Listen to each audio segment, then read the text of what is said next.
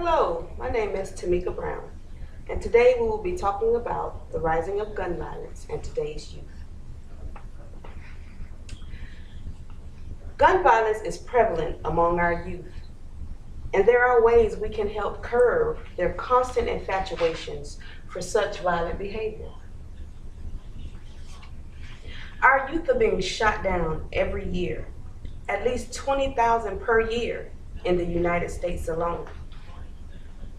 I've researched an enormous amount of information on gun violence and the youth population and discovered reputable facts and statistics put out by the CDC, the FBI, and medical emergency corporations that support the growing issues at hand. So to exemplify some safety rules that can help in the task of keeping the youth safe, I'll give you some examples. In the Constitution, under the Second Amendment, it clearly states that when handling firearms, it should be initiated by adults and not young children. This is a fact that I too agree with. Did you know that homicide was the second leading cause of death among males aged 15 to 24? The CDC reported back in 2010 that 4,828 people were killed in the age range of 10 to 24, and they were all victims of homicide.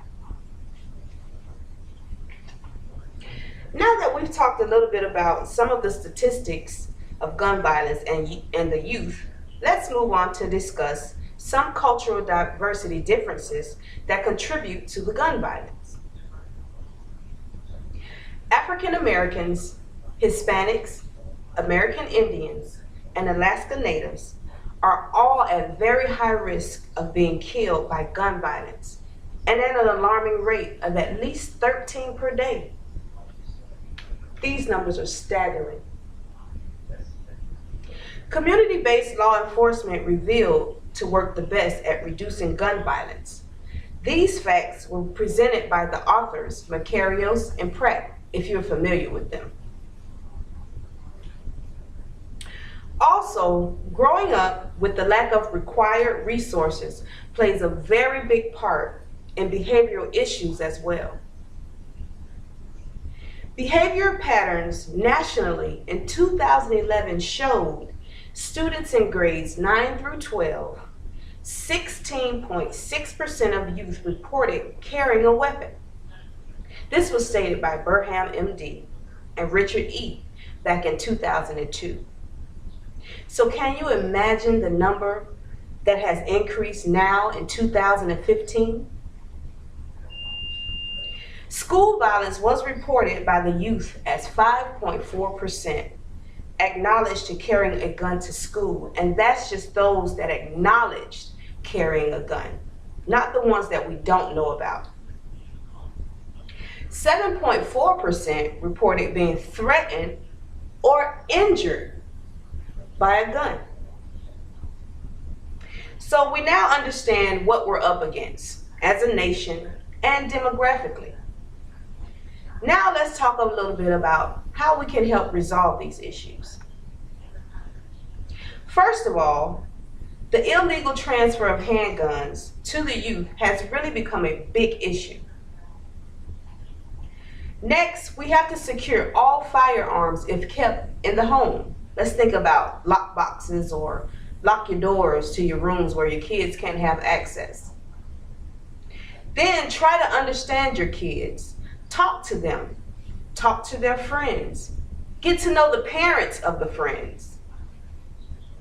Finally, educate, advocate, talk to your legislators about the seriousness of gun violence in your communities.